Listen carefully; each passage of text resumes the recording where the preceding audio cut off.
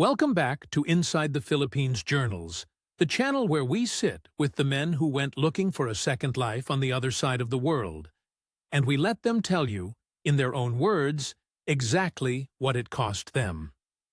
Some of these stories are warnings. All of them are true. Today's belongs to a man named Anders. He is 64 years old, from Bergen, on the west coast of Norway, a city where it rains more days of the year than it doesn't. For nearly 30 years he drove a city bus there. Same routes, same timetable, same gray harbor every morning. A careful man. The kind of man who checks the weather twice and still brings the umbrella. And that is exactly the kind of man this story is about, because Anders will be the first to tell you that careful men are not immune. They just take longer to fall, and they fall from higher up. He came to us after it was all over, sitting in that flat in Bergen with the lights low, and he asked us to use his real first name. He said if it stops even one man from doing what he did, then at least something came out of it. Before we begin, do me a small favor. Drop a comment and tell us where in the world you're watching from tonight. If you've lived some version of this story, or watched a friend live it, tell us that too. And if these stories mean anything to you, take a second to like the video and subscribe, because it genuinely helps us find the next man who needs to talk. That's all I'll ask.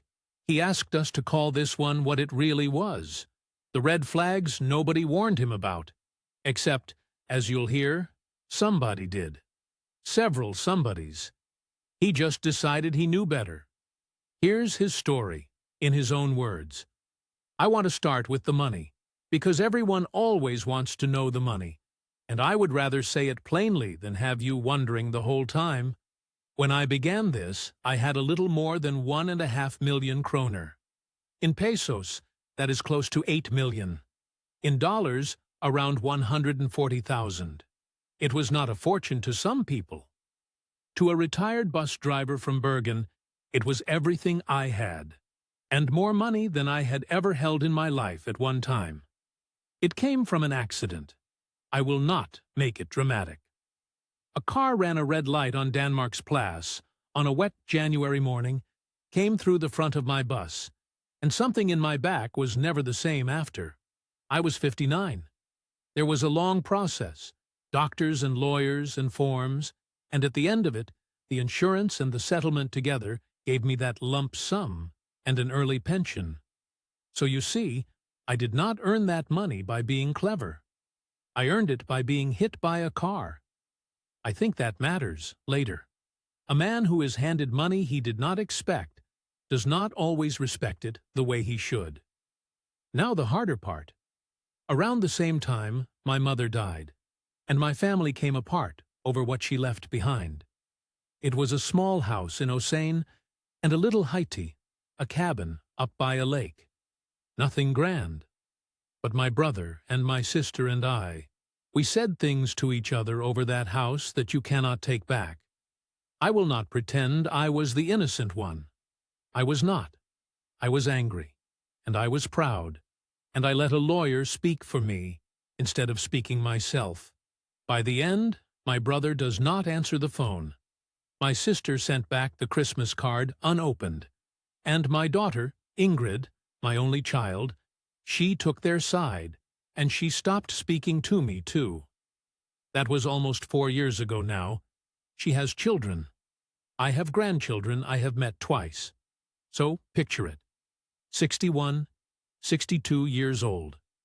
A back that aches when the pressure drops. A flat in Nordnes, with a view of the water and no one to show it to. Money in the bank and no reason on earth to spend it. In Bergen the winter comes and it is dark by 3 in the afternoon, and you can go a whole week, and the only person who says your name is the woman at the Rema 1000 checkout. I am not telling you this so you feel sorry for me. I am telling you because loneliness is not a feeling. After a while it becomes a kind of hunger, and a hungry man will eat things a full man would never touch. I did not go looking for a wife. I want to be honest about that. So you do not think I flew across the world like some fool with a shopping list. It started smaller. A man I used to drive with, Cora, older than me, he had gone to the Philippines 2 winters running, and he came back tanned and laughing, and he showed me photographs. Blue water. People smiling in them. Actually smiling. Not the polite Norwegian nod. He said, "Anders, over there, an old man is not invisible. Over there, they still respect the gray hair." And something in that stuck to me like a burr. I started watching videos about it at night. You know the kind. Cost of living, retire on a pension, the beaches. Then, I admit it, the other kind of video too. Older Western men, younger women, laughing on the back of a motorbike. I told myself I was just curious. I told myself a lot of things at that time.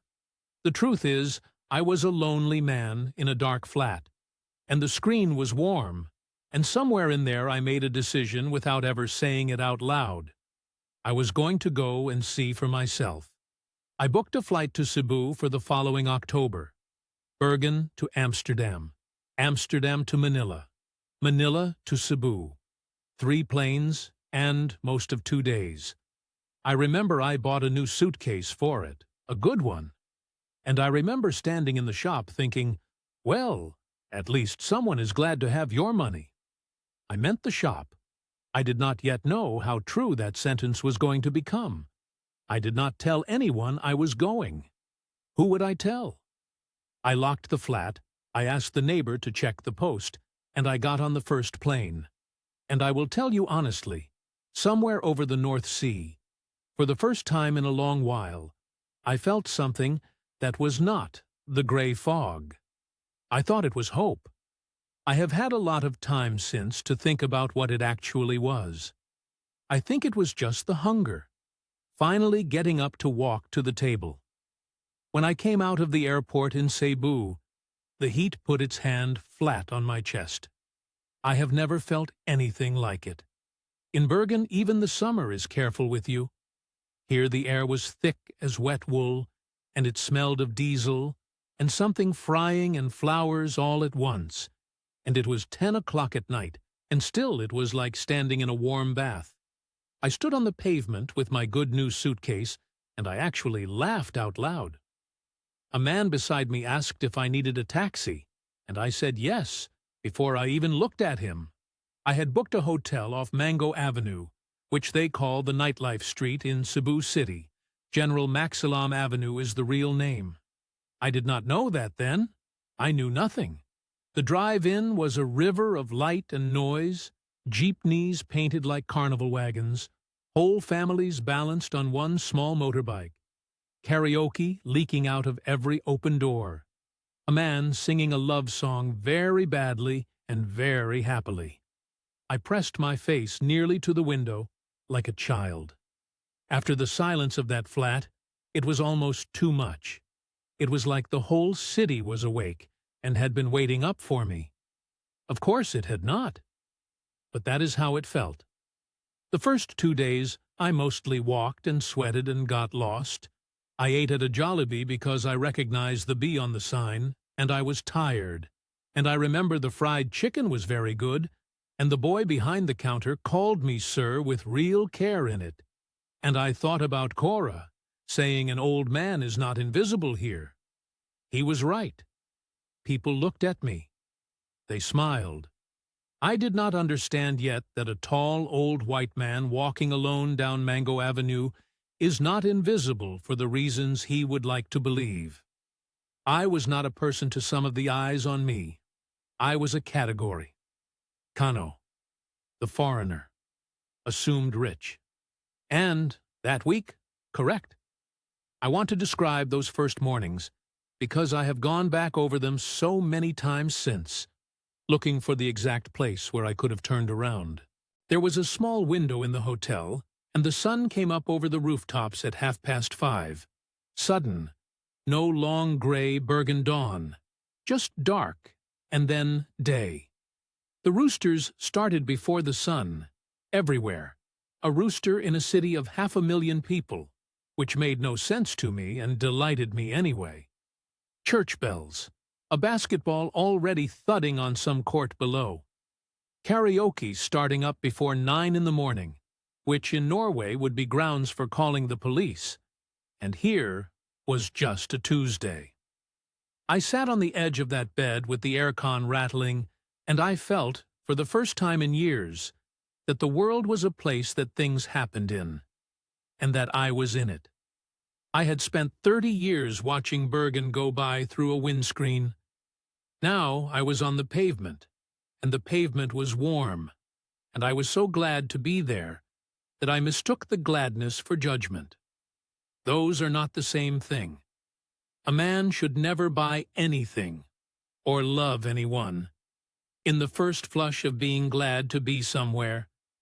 But nobody tells you that. And if they did, you would not listen, because you are too glad. I met Rowena on the third night, and I want to tell it exactly the way it happened, because the way it happened is the first thing I got wrong. There was a coffee place near my hotel, an air-conditioned one, and I had gone in mostly to escape the heat. I was reading the little menu like it was homework when a woman 2 tables over laughed at something on her phone, and then looked up and caught me looking, and instead of turning away, she smiled and said, "You look like you are studying for a test." Just like that. Her English was easy and warm. She had a round, open face, and she was not a girl, which I noticed and was glad of. She told me later she was 38. I was 62. I did the arithmetic, and I did not like it, and I did it anyway, and I decided it was fine. Her name was Rowena. She said she was from Bohol, the next island, in the city for work, something with a cousin's small business. She did not ask me for anything. That is important. She let me buy her a coffee only after she had first tried to buy mine, and she laughed at my careful English. And when I told her I drove a bus in Norway for 30 years, she did not glaze over. She asked me what the winters were like, whether it was true the sun goes away. 2 hours went by like nothing. When she left, she did not give me her number. She said, "If it is meant, you will come back here tomorrow." And she was gone into the warm night, and I walked back to my hotel feeling 25 years old and completely, dangerously alive. I know now that a woman who will not take your number the first night, who makes you come back and prove it, is not being shy. She is setting a hook, and the barb is your own hope, and you drive it in yourself. But I did not know that. I went back the next day an hour early. There was a man there both times, younger, quiet, sitting off to the side with his own phone. The second night he was there too, near the door. Rowena said, "Oh, that is Jomar, my cousin. He watches out for me in the city. You know how it is here." And I did not know how it was here, so I nodded, and I bought Jomar a coffee too, and he thanked me with a small nod and went back to his phone. He was always there. Every time, some version of him, at the edge of things. I told myself it was sweet, that her family was protective. I told myself a lot of things about Jomar over the next year and a half. Every single one of them was wrong. Those 5 weeks I stayed, we fell into a shape. She would come in the late afternoon when the heat had broken a little, and we would walk, or sit in the mall where it was cool. And she taught me small words, salamat for thank you, and how to eat with a spoon and fork the way they do, pushing with the fork, which I was clumsy at, and she found funny. She took me to a Mang Inasal and showed me the grilled chicken and the unlimited rice. And she laughed at how I asked the price of everything. And she said, "You Norwegians, you count even your own happiness." She was not wrong. I did count. I counted everything except the one number that mattered, which was how much of myself I was handing over for free. There was a tenderness in it that I still cannot bring myself to call entirely false, And that is the hardest thing to explain to people who were not there. She remembered things, that my back hurt when it rained, and she would press her small thumbs into it without being asked. That I took my coffee black and bitter. She would send a good morning message with a photograph of the sky over Bohol, so I would see her day. A man does not fake the small kindnesses that easily, I told myself, and maybe he does not. Maybe the small kindnesses were the realest thing in the whole business, and the lie was only in what they were for. I have stopped trying to separate the two. You cannot unbake a cake and get the eggs back. She would not go certain places with me. I noticed it early and I explained it away early, which is the whole disease in one sentence.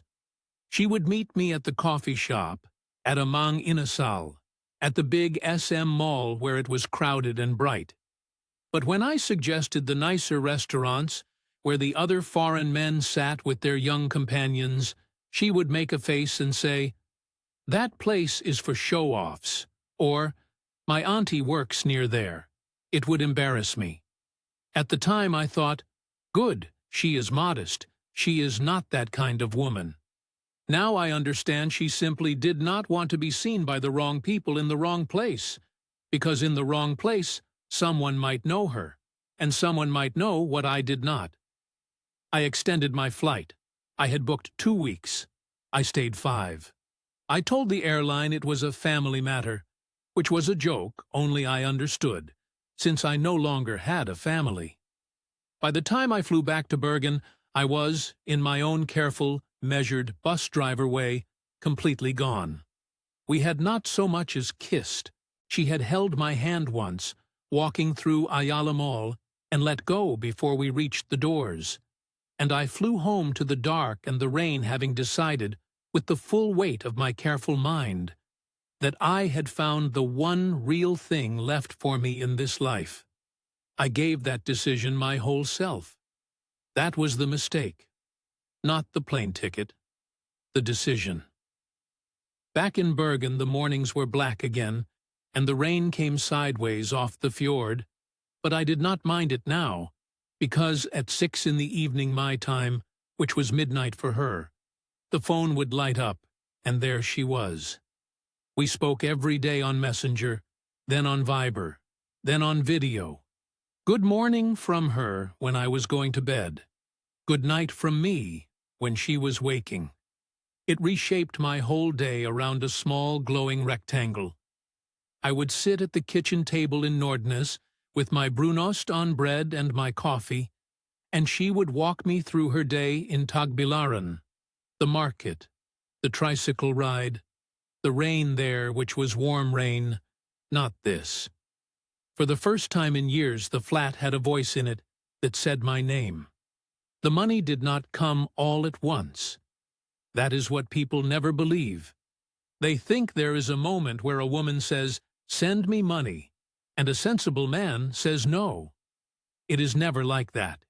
It comes in through the smallest cracks, and each crack is so small that saying no would make you the monster.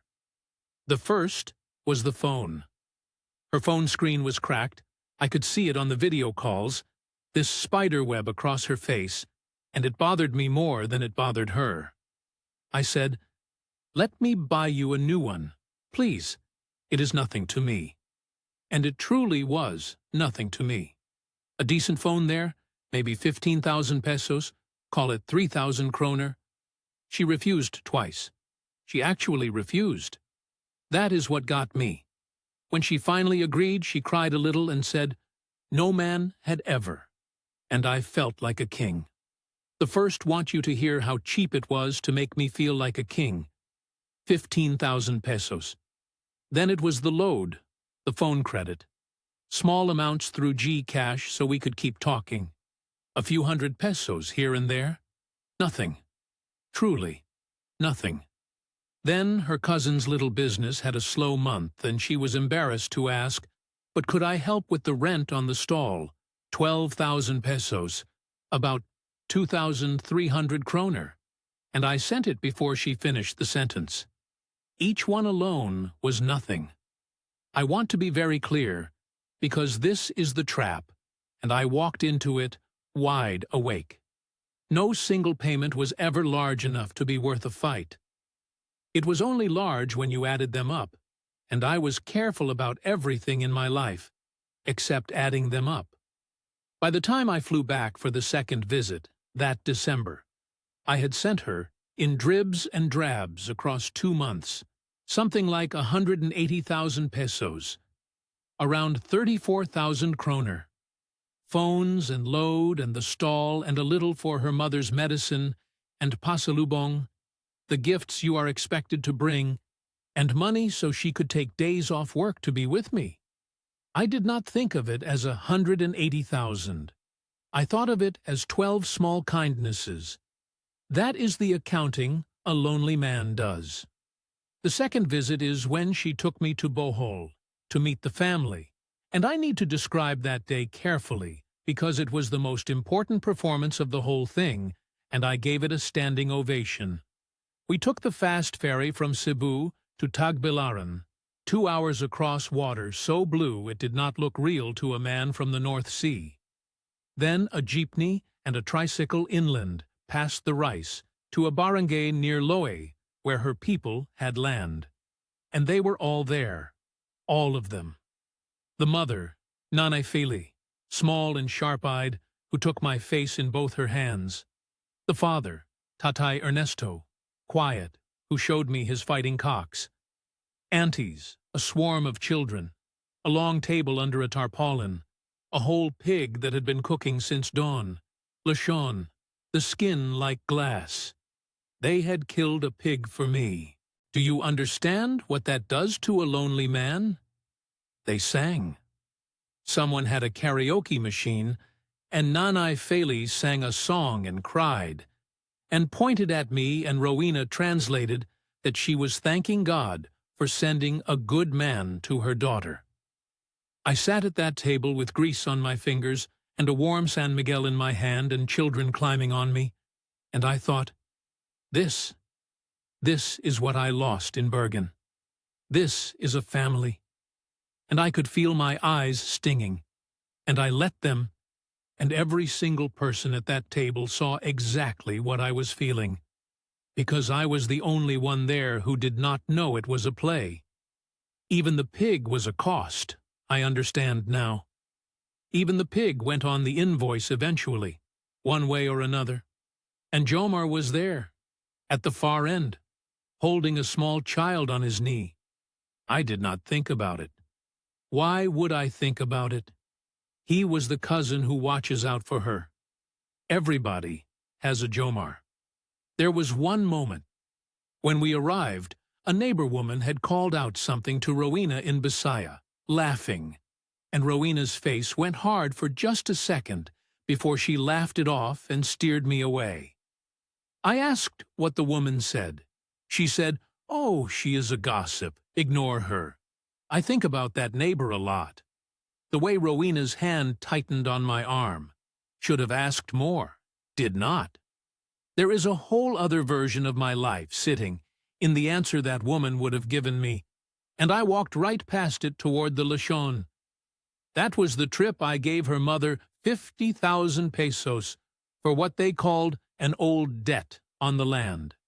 About 9,500 kroner. I told myself it was for the family that had taken me in. It felt like buying my way into something warm. And it was. It just was not the something I thought. The support became a monthly thing without either of us ever agreeing to it. That is the strangest part. There was no conversation. It simply became true that on the first of the month I sent 40,000 pesos. Then it crept to 45, then 50, near 10,000 kroner, for the household, for her mother's blood pressure medicine, for a niece's school fees, family obligation. Utang na loob, the debt of gratitude, except I was the one who had somehow contracted the debt. And here is the thing I need you to understand. Because I am not trying to make them into devils. Some of that money fed real children. Some of that medicine went into a real old woman's real body. The need was not invented. That is what made it work. You cannot see the lie when it is wrapped around a truth. The lie was never that they were poor. The lie was who I was to them. Then, in the spring, Nanai Feily's heart. The call came at 3 in the morning, Bergen time, which I later realized was the middle of the afternoon there. A strange thing to notice, but I noticed it, that they had waited to call until it would wake me in the dark, and I would be soft with sleep. Rowena crying, real crying, or crying I still cannot tell from real, saying her mother had collapsed. The heart. They were at the hospital in Tagbilaran. The doctor said she needed a procedure, and they needed to pay a deposit before they would even begin. This is how it works there. No money, no treatment. 220,000 pesos. Around 42,000 kroner. And it had to be now, tonight. Or, I did not sleep. I sat in the dark, and I moved the money through Wise while she stayed on the video call weeping and thanking me, and I felt, God help me. I felt useful. I felt like a man again. This is what a husband does. I was not a husband. But that night I bought the feeling of being won for 42,000 kroner. And over the next weeks there were complications. Always complications. Another 180,000 pesos for medicines and the follow-up, and a specialist in Cebu, until the mother's heart had cost me, all told, right around 400,000 pesos. Near 76,000 kroner. You have to understand how it works on you, the drip of it, if you are going to understand how a careful man ends up where I ended up. It is never a wall you refuse to climb. It is a step, and then the ground is level again, and you rest, and then another step, and each step is reasonable. Each one is the kind of thing a decent man does, and you never once stand at the bottom and see the whole staircase, because they are careful never to let you. If Rowena had asked me, that first month, for 3 million pesos for a house, I would have gone home to Bergen and told this as a funny story about the time a scammer overplayed her hand. Nobody overplayed anything. They knew the exact size of the next step to 100 pesos. That is a skill, and I have come to respect it the way you respect the tide that drowns a man, which is to say from a safe distance and never again in the water. And here is the flag I saluted instead of reading. Every emergency landed within a day or two of the first of the month. Every single one. Right when the support money hit, when they knew the account was full. A careful man, a man who read a timetable for 30 years, and I could not see a schedule sitting right in front of my face, because I did not want to. That is the honest reason. Not because I was stupid, because seeing it would have meant losing the warm thing, and I was starving. By now I was spending real time in Cebu. I had taken a serviced condo near Ayala, 35,000 pesos a month, flying back and forth, and in the expat bars along Mango Avenue, I started to hear the warnings. I just heard them as noise. There was a bar I liked, an ordinary place with cold red horse and a television always showing basketball, and it filled up in the evenings with old Western men. Australians, Brits, Germans, a Norwegian even, though we did not speak much. 2 Norwegians in a bar being roughly as talkative as one. And these men, when they had a few in them, they would talk, and a lot of what they talked was warnings dressed up as jokes. Never build on the family land, mate. Never put the house in her name. The mother is always sick. Always the mother. It is a franchise. Count how many cousins she has, then count again next month. There was one, an Australian named Brendan, heavy, red in the face, been there 18 years, and he was the sourest of the lot, and so, of course, I dismissed him the hardest. Because it is easy. You look at a bitter old man nursing a warm beer at 4 in the afternoon and you think, that is not me. I am not bitter.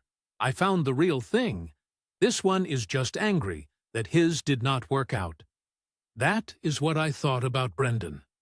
I thought, you poor sad man, you cannot imagine that for someone it could be true. One evening I made the mistake of saying her name. I was proud. I wanted them to know I was not like them, that mine was different. And I said, her name is Rowena, from a barangay near Loy in Bohol. We are building a house. And the table went quiet. Not dramatic. Just a small pause, a couple of the men looking at their drinks. Brendan looking at me a beat too long before he said, Bohol, is it? And changed the subject. I felt it. That quiet. I filed it under jealousy, and I ordered another round. I think about that quiet now the way you think about a smell of gas you decided was nothing. There was a German at that bar, Manfred, thin, precise, who had been married to a Filipina for 20 years, happily, by every sign of it, and even he tried, in his dry way. He said to me once, not unkindly, the good ones exist. Anders, mine is proof. But the good ones let you meet everybody on the first week. And they never mind where you take them. And their emergencies do not come with a calendar. He said, ask yourself only one thing. Is there anyone she does not want you to meet? And I had an answer to that question. There was no one Rowena kept from me. She showed me everyone. She simply showed me each of them wearing the wrong name, cousin instead of the man, niece instead of the daughter. And a name badge is easier to change than a whole person. So she changed the badges and let me meet them all in broad daylight. I thought openness was proof of honesty. It is not. The most honest-looking thing in the world is a true fact with a false label on it. And I was handed those by the dozen, and I thanked them for their trust. Because they knew. Some of them knew. Right then. And they did the thing men do. They decided it was not their business to break a happy fool's heart in a bar. I do not entirely blame them. But I heard the quiet.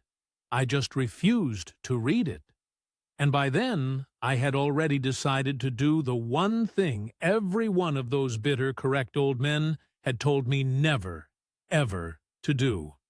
I was going to build a house. The house was Rowena's idea, but she made it feel like mine.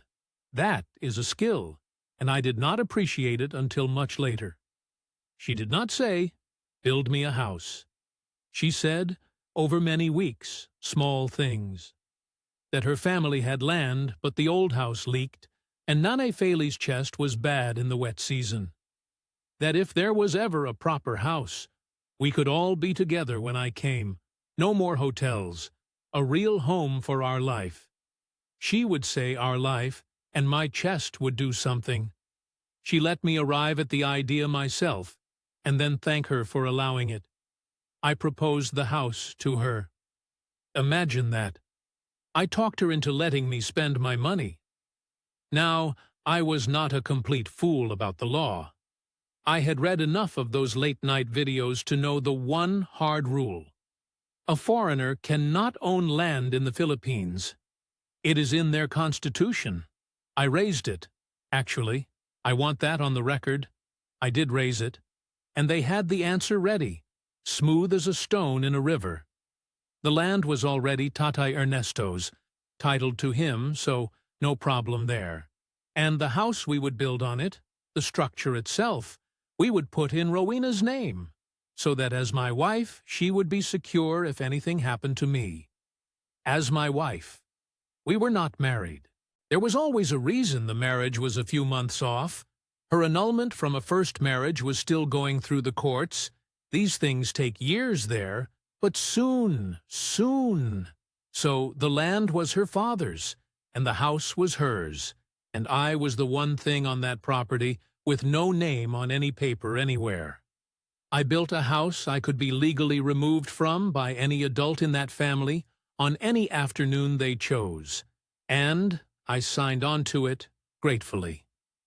The build was 2.5 million pesos to start. I sat in the condo in Cebu with a calculator, which is a very Norwegian thing to do, and I worked it out. Around 475,000 kroner, roughly $50,000, a third of everything I had, going into concrete on another man's land.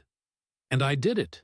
I sent the first tranche, and the foundation went in, and Rowena sent me photographs every day, and I would show the photographs to no one, because there was no one, so I would just look at them myself.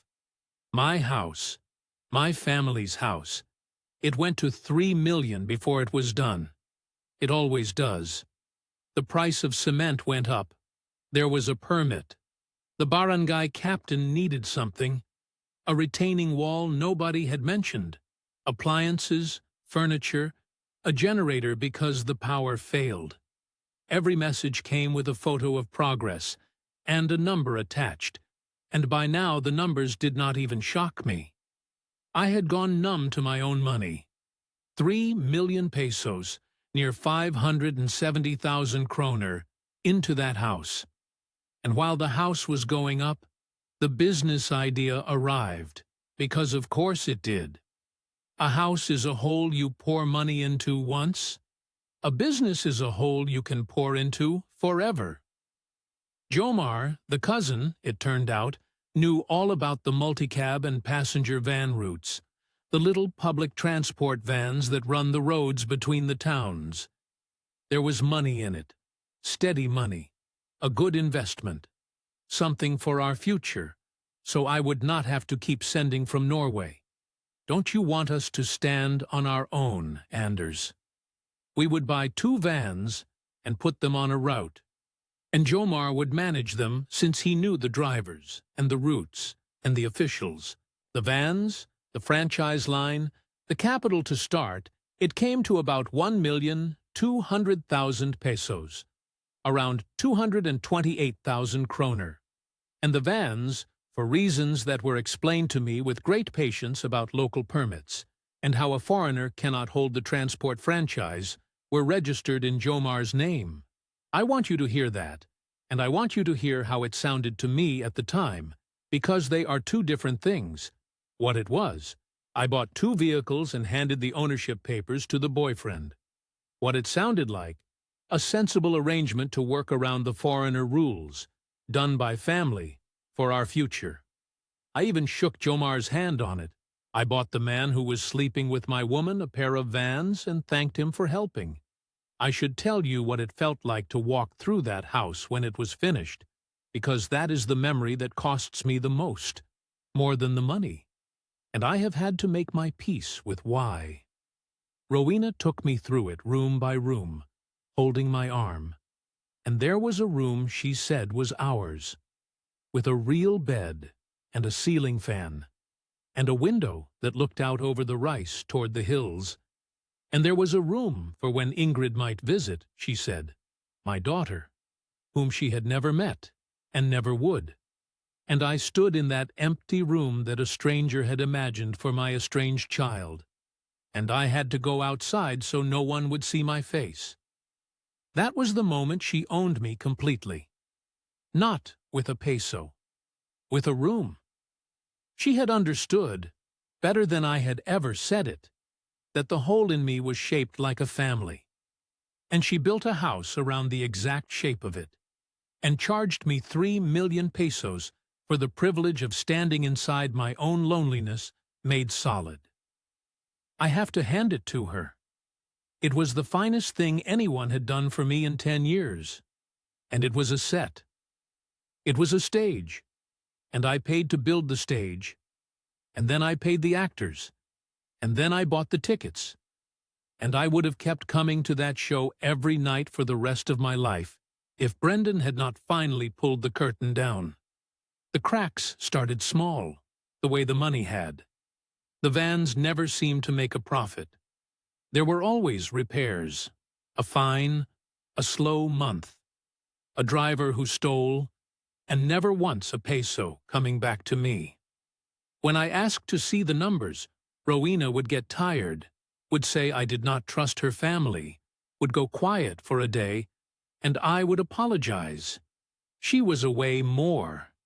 She would be unreachable for an afternoon, an evening, once a whole day. And the reasons were always ordinary. The signal is bad in the province. I was helping my auntie. My phone died. Ordinary reasons stacked one on another until they made a wall I could not see over. And there was a night, late, when I called and a child answered her phone. A small voice, sleepy, said something in Bisaya, a word I did not know, and then the call cut off. When I asked her the next day whose child that was, she said her niece was staying over. I believed her. I want to write that plainly so you understand the depth of it. A child answered my woman's phone in the middle of the night, in the house I was paying for, and I chose the answer that let me keep sleeping. That is not something that was done to me. That is something I did to myself. By now I had put into that country the house at 3 million, the business at 1,200,000, the mother's heart at 400,000, the year of monthly support and gifts at another 700,000 and more, plus my own flights and rent and living, and I was frightened to add it up. So I did not.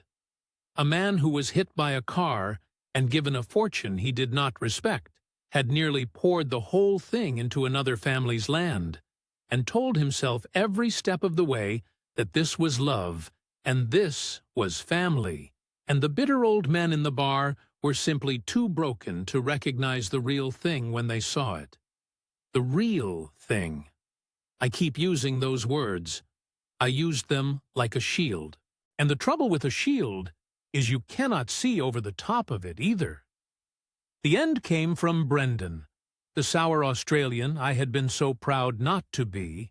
It was February. I was in Cebu, tired, the van's bleeding money, Rowena strange and distant in a way I could no longer fully explain to myself. And I was in the bar because the condo was too quiet, and Brendan sat down next to me without being asked, which he had never done. He put his warm beer down, and he said, "I'm going to say a thing to you, and you're going to hate me for it, and then, in a while, you're going to buy me a drink." And he told me. He said, "That fella you call the cousin, Jomar, I've had beers with him at a fiesta in Loe, years back, before your time. He's not her cousin, mate. He's the father of her 2 kids. They've been together the whole time. The whole time you've been flying in and out. He's been living in that barangay a stone's throw from that house you're so proud of." He said it flat, no pleasure in it. An old man doing a hard thing. He said, "I didn't say anything, because it's not my business. And you were happy. And God knows there's little enough of that here. But you're about to marry it. And I've watched 3 blokes go all the way down this same road, and I couldn't sit here and watch a 4th. I told him he was wrong. I told him he was a bitter old drunk, and he did not know her. I stood up too fast and my back seized, and I had to sit back down, which took all the dignity out of it. And Brendan just said, 'Quiet. Don't take my word. Don't take anyone's. Go to the barangay. Or easier, just turn up at that house on a Tuesday when you're not expected. You've got the money to change a flight. Change it. And if I'm wrong, I'll never say another word to you, and I'll be glad of it.' I did not sleep that night either, but this time it was a different thing keeping me awake. Because once he said it, all the small things I had filed away came out of their drawers at once and stood in a row. The child on the phone, the neighbor woman laughing. Jomar always at the edge, the child on his knee at the lechon. The places she would not be seen. The quiet at the table when I said her name. The emergencies on payday. It was not one revelation. It was 50 small ones I had already had, and refused, all arriving together. And the weight of them held me down on that bed like a hand on my chest. I changed my flight. I flew to Tagbilaran on a Tuesday, and I told no one. My hands were shaking on the ferry, and I told myself it was the coffee. I took a tricycle out toward Loe, toward the house I had paid for, and never once slept in without being expected. And a little way down the lane from it, in a small nipa house with a cooking fire outside, there was Jamar. In a vest, barefoot, ordinary, at home in a way you cannot fake. And 2 children in the yard, and the smaller one, the boy, saw a strange old white man get out of the tricycle and ran behind Jamar's leg. And Jamar put his hand on the child's head, the way a father does without thinking. And the older child, a girl, called out to a woman coming from around the side of the house.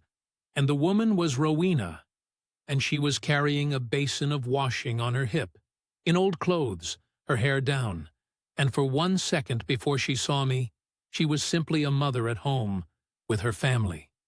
Relaxed. Happy, even. Herself. Then she saw me, and I watched her whole face change, watched her become the other woman, the one I knew, and it was like seeing a light switched on behind glass. That was the worst moment. Not the anger that came after. That 1 second where I saw the real one and understood I had never once met her. She did not cry. I think some part of me was waiting for her to cry, to make it a misunderstanding, to give me a story I could half believe so I could go back to sleep one more time. She did not. She set the basin down and she got hard and cold, and she got angry. At me, which I did not expect. She said I had no right to come here, to shame her in front of her neighbors, that this was her home, her family, her children, that I was a guest in her country, and I had forgotten it. Jomar took the children inside, and Nanaifeli, the woman whose dying heart I had paid 400,000 pesos to save, came out onto the step, upright, quick, healthier than I was, and she began to shout at me, for being there. I understood then that there would be no confession, because in their eyes there was nothing to confess. I was not a man who had been deceived. I was a resource that had turned up at the wrong location and made a scene. That is the coldest thing of all, not being lied to, being managed, right up to the last second, by people who had never once thought of me as a person at all. I went to the hospital in Tagbilaran on the way back, because I had to know all of it now. I had to press on the whole bruise. I asked, as calmly as a shaking man can, about a heart procedure the previous spring, a Mrs. Felicidad, the deposit, the specialist. There was no record that made any sense. A clerk, kind, confused, found no such admission, no such surgery. The bills I had been sent, the official-looking papers, the doctor's letters, made, or borrowed from someone else's real illness, and the name changed. The old woman's heart had never stopped. Only mine had, standing at that counter, doing the arithmetic at last. So let me do it for you now, out loud, the way I could never make myself do it then. I came with close to 8 million pesos. The house, 3 million. On land I can never own, in a name that is not mine. A house I have never spent a single night in, as anything but a visitor, and never will again. The business, 1,200,000, in vans registered to the father of her children. The mother's heart that was never sick, 400,000. The lawyer money to formalize a land arrangement that was never going to include me, and a cousin's trouble, and a second emergency, another 650,000 near the end when I was too far gone to count. The year and more of support and gifts, 700,000. My own flights and that condo and my living across nearly 2 years. Another 700,000. Add it the way I never would. 6.5 million pesos. Near 1.25 million kroner. Around $120,000. I flew home to Bergen with a little over 1 million pesos left of what had been 8. Enough to not be destitute. Not enough to be anything else. A man does not recover that at 64. There is no second accident coming to top me up. That was the money that was supposed to be the whole rest of my life, and I handed it, smiling, across the sea. Bergen in March is exactly as gray as I left it, and the flat in Nordnes was exactly as quiet, except now it was worse, because before I left it had held nothing, and now it held the ghost of a warm table with a whole pig on it and children climbing on my knee. None of it mine, none of it ever mine. I sat in that silence for a long time. Weeks. I am a careful man, and careful men do not fall apart loudly. We just stop. I stopped. I will not lie to you and say I climbed out of it clean and wise. For a while I hated her with everything I had. Then I hated myself more, which is worse and lasts longer. There were mornings I did not see the point of getting up, and I am telling you that plainly, because if you are a lonely man watching this in your own quiet flat, I want you to know that part is survivable, and there are numbers you can call, and I called one, in the end, here in Norway, and it helped more than my pride wanted it to, and slowly, in the way that the light comes back to Bergen in the spring, a little more each day until one morning you notice it is not dark, I started to think more honestly about what had actually happened to me. And I will share the honest version, because the bitter version is easy, and it is a lie. The honest version is this. Yes, I was worked, expertly, by people who saw a lonely old Kano with an accident settlement and ran a play they had clearly run before. That is true, and I will not pretend it is not. But those children in that yard were real, and they were poor, and the medicine some of my money bought was real medicine in real bodies.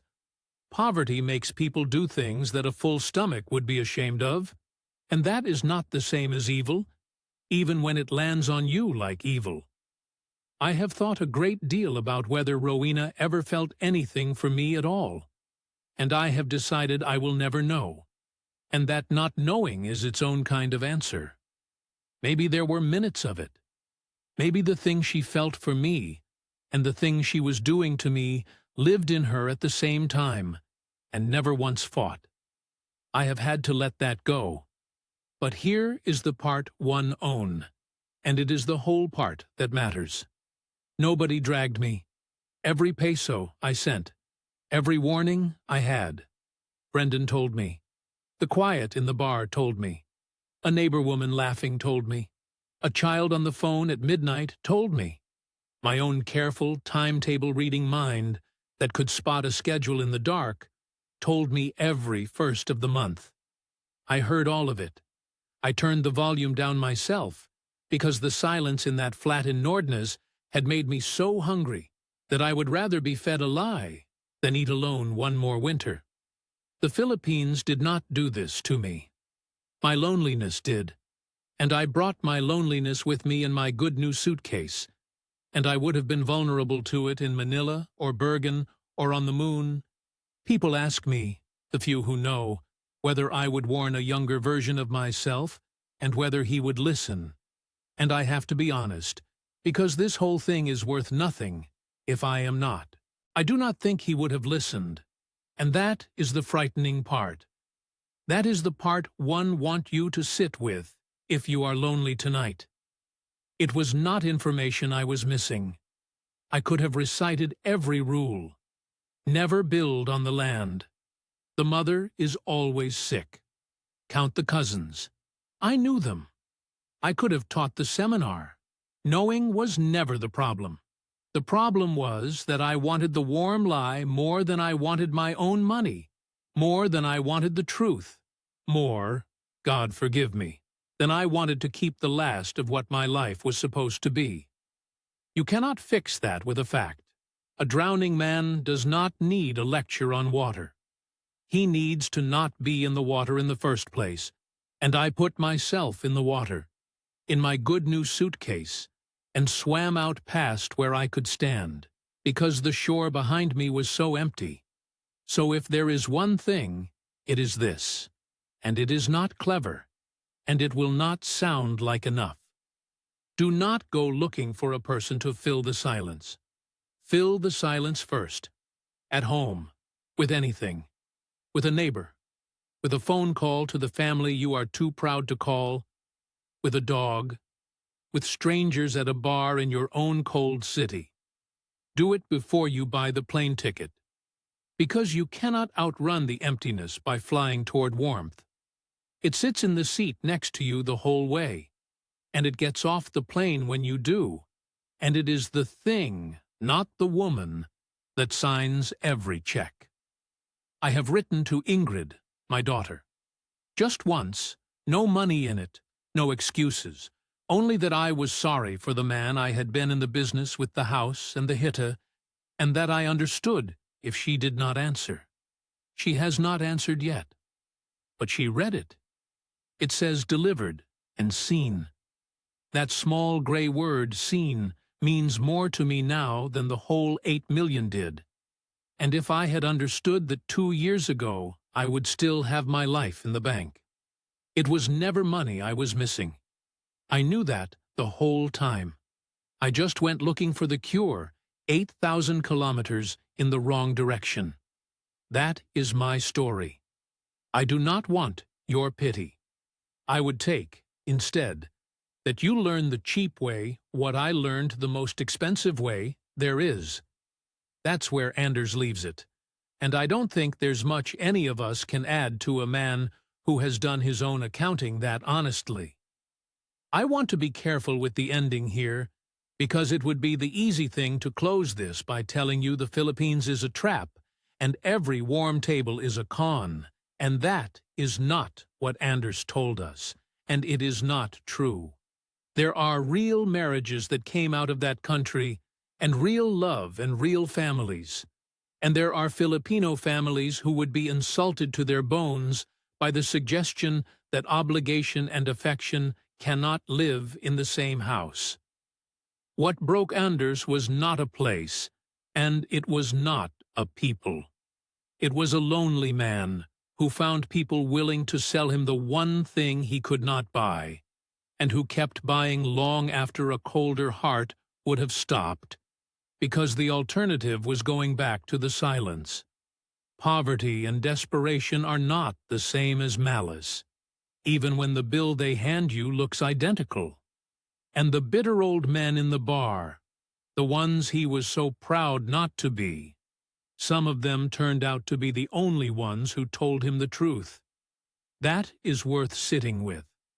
If you are watching this from your own quiet room tonight, hear the one thing Anders would want you to take.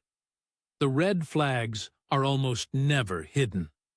They are standing right there in the yard, holding a child. The only thing that hides them is how badly you want to look away. Ask the hard question while it is still cheap to ask it. Turn up on the Tuesday. Thank you for sitting with us and with Anders tonight. Tell us in the comments where you're watching from, and if his story moved you, or you've walked a mile of that road yourself, share it below, because someone scrolling past needs to read it. Look after yourselves, and look after the lonely men in your life before the world offers to do it for them. This has been Inside the Philippines Journals. We'll see you on the next one.